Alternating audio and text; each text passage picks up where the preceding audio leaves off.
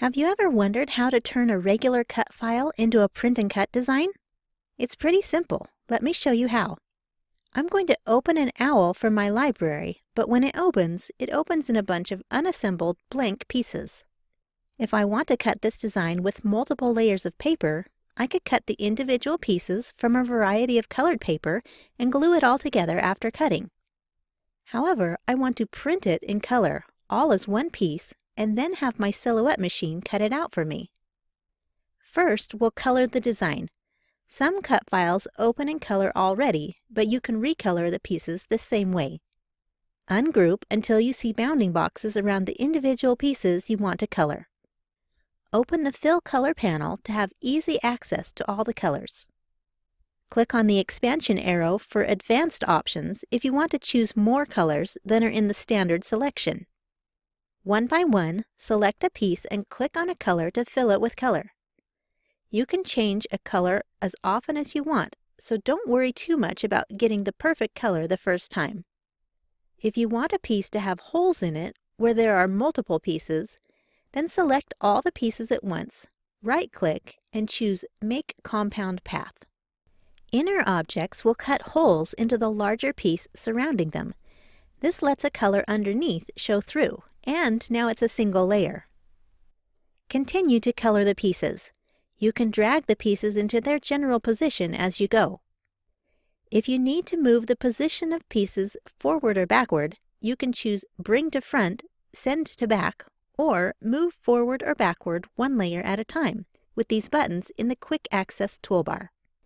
Hold Shift while clicking on multiple objects to select them at the same time.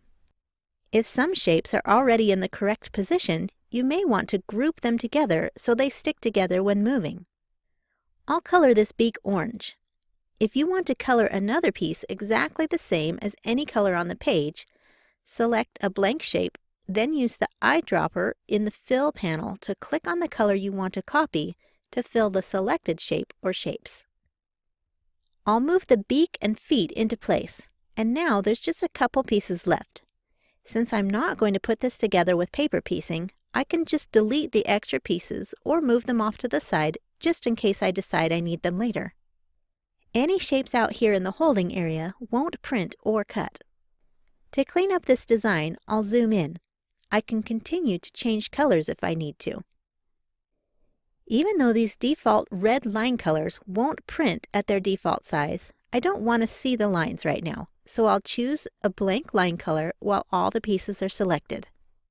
If you do want to choose a line color and have it show when printing, you need to either increase the line thickness or check the box for Print Lines of Selected Shapes. Now the positioning is a matter of nudging the pieces into place with the keyboard arrow keys. Zoom in as much as you need to.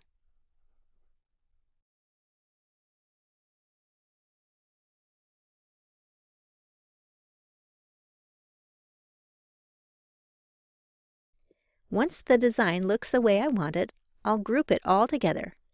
Grouping is helpful, but optional. This is almost ready to print, but there's one more essential thing for a print and cut to be accurate. We need to turn on registration marks. You can do this in the third tab of the Page Setup panel, or just click the hotkey M on your keyboard to turn the registration marks on or off. The design must be within the red cut borders and must not be within the crosshatch areas. Let's go to the Send tab, and we want to only cut the outer edge of the owl. Select the owl and choose Cut Edge. Now it won't cut all those pieces stacked on top of each other. Send the document to your printer, place the printout onto your cutting mat, and load it into your machine. Choose your material, action, and tool, and then click Send. That's the process you'll use to turn a regular cut file into a print and cut. This works for text, too. Make sure you have colors to be printed, registration marks are turned on, and double-check the cut preview in the Send panel. Choose Cut Edge to make sure it won't try to cut all those inner letters. Or select just the text and choose No Cut. Only the bold cut lines will be cut once your machine reads the registration marks. I hope you found this helpful. Thanks for watching.